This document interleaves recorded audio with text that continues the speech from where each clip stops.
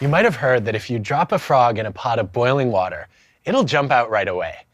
But if you put it in lukewarm water and then slowly heat it up, the frog won't survive. The frog's big problem is that it lacks the ability to rethink the situation. It doesn't realize that the warm bath is becoming a death trap until it's too late. Humans might be smarter than frogs, but our world is full of slow boiling pots. Think about how slow people were to react to warnings about a pandemic, climate change, or a democracy in peril.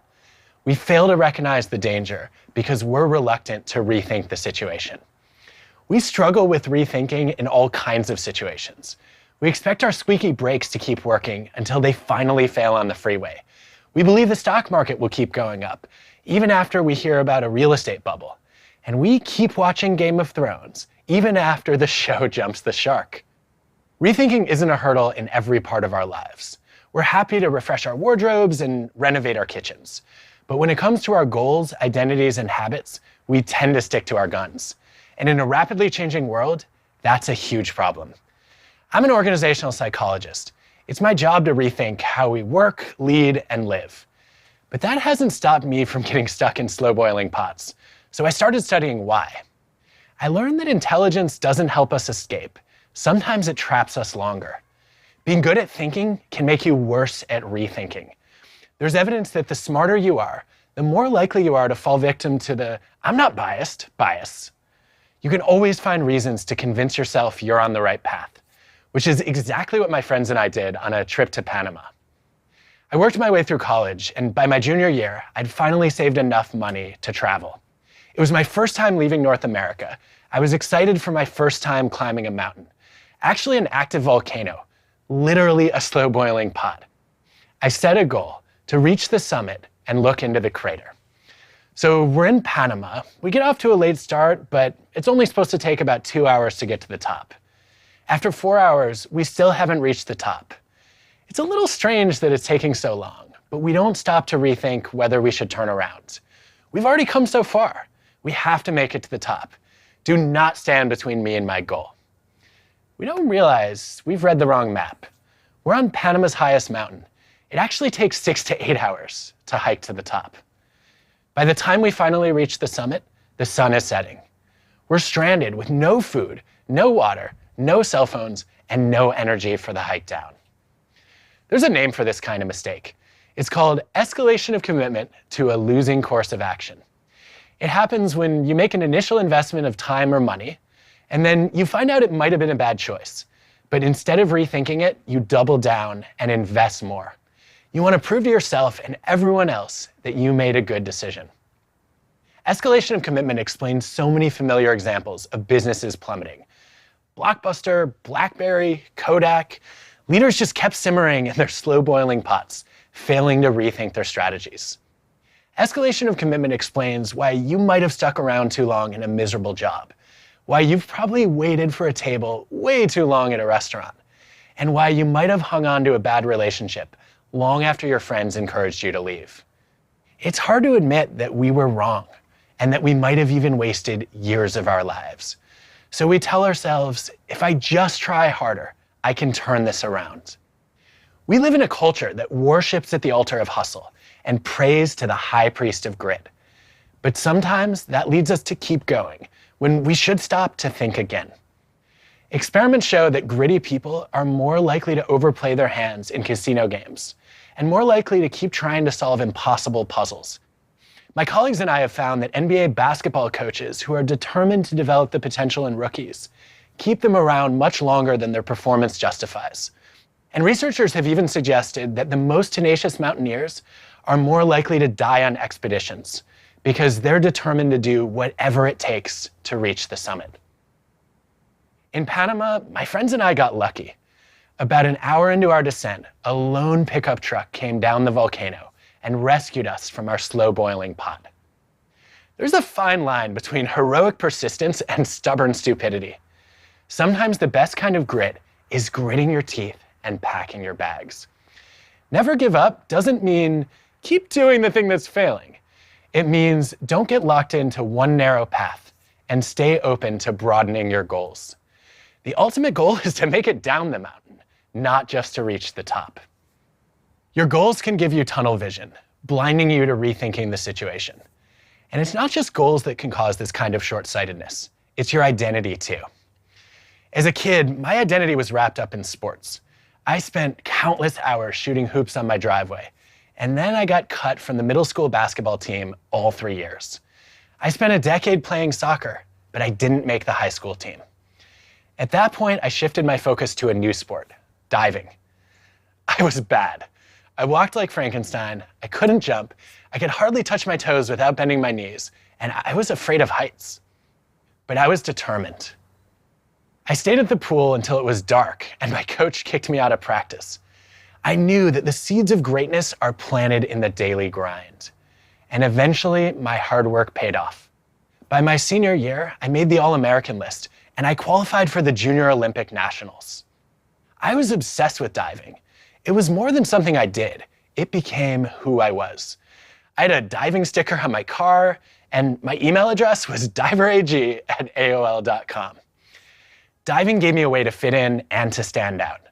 I had a team where I belonged and a rare skill to share. I had people rooting for me and control over my own progress.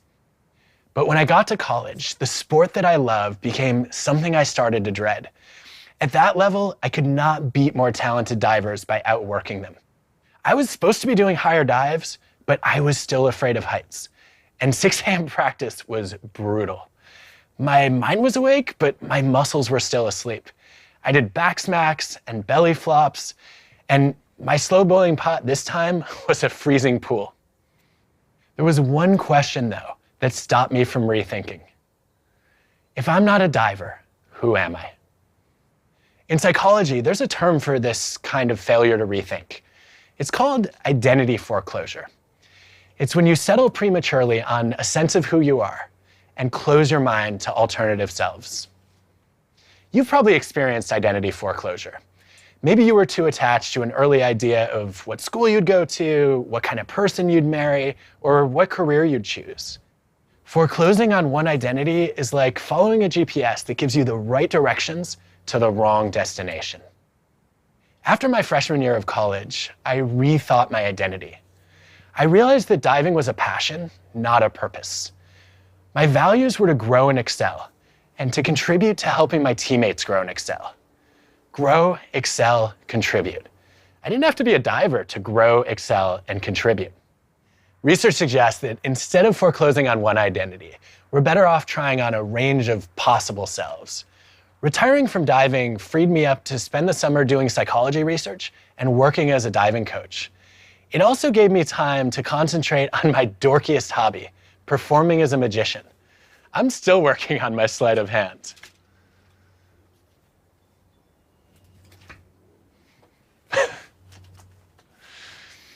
Opening my mind to new identities opened new doors. Research showed me that I enjoyed creating knowledge, not just consuming it. Coaching and performing helped me see myself as a teacher and an entertainer.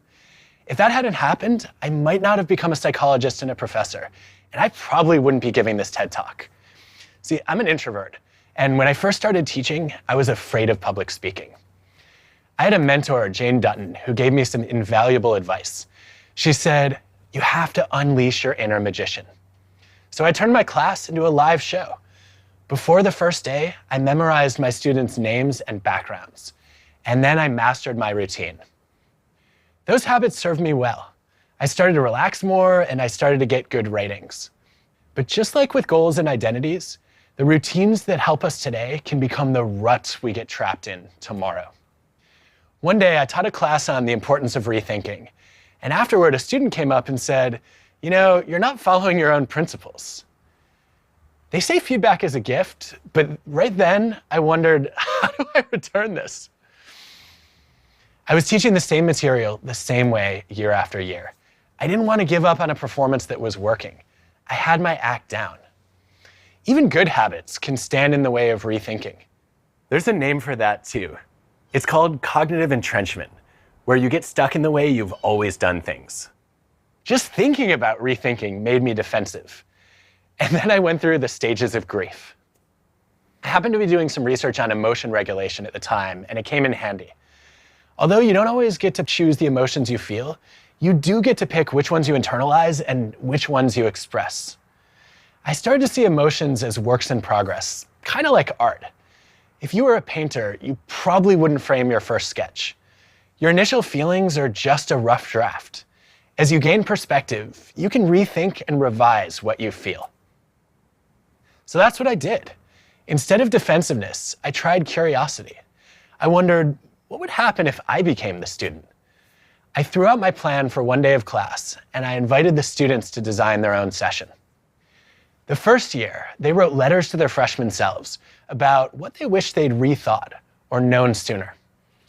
The next year, they gave passion talks. They each had 1 minute to share something they loved or cared about deeply. And now all my students give passion talks to introduce themselves to the class. I believe that good teachers introduce new thoughts, but great teachers introduce new ways of thinking.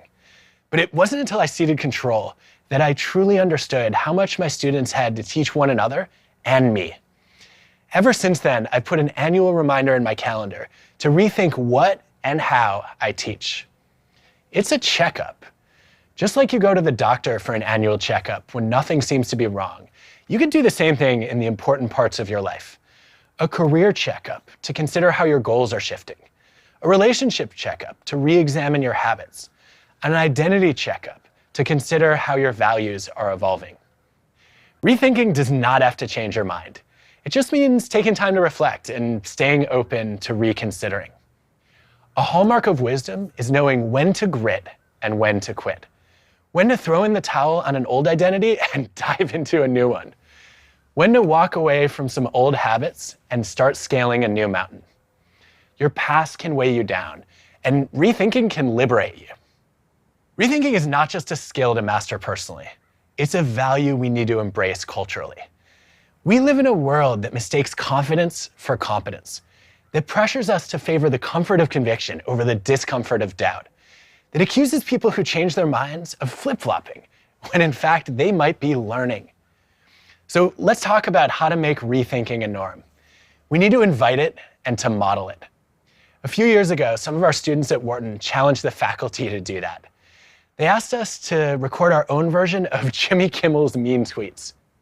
We took the worst feedback we've ever received on student course evaluations, and we read it out loud. It was easily one of the worst 3 classes I've ever taken, one of which the professor was let go after the semester. The number of stories you tell give Aesop fables a run for its money. Less can be more. Ouch. You're so nervous. You're causing us to physically shake in our seats. So great to finally have a professor from Australia. You started strong, but then got softer. You need tenure, so toughen up with these brats. I'm from Alabama. Prof. Sinkinson acts all down with pop culture, but secretly thinks Ariana Grande is a font in Microsoft Word. After I show these clips in class, students give more thoughtful feedback. They rethink what's relevant.